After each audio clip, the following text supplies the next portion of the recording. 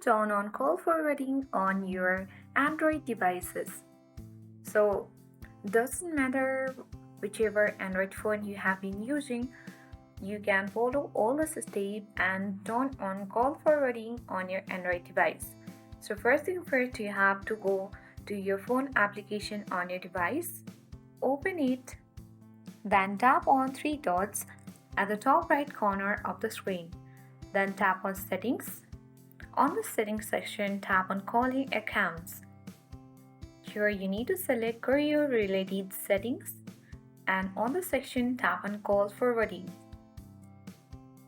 You have to wait for a moment until all the option gets loaded. Then after that you need to tap on always forward option and toggle on the button, and here you need to type number.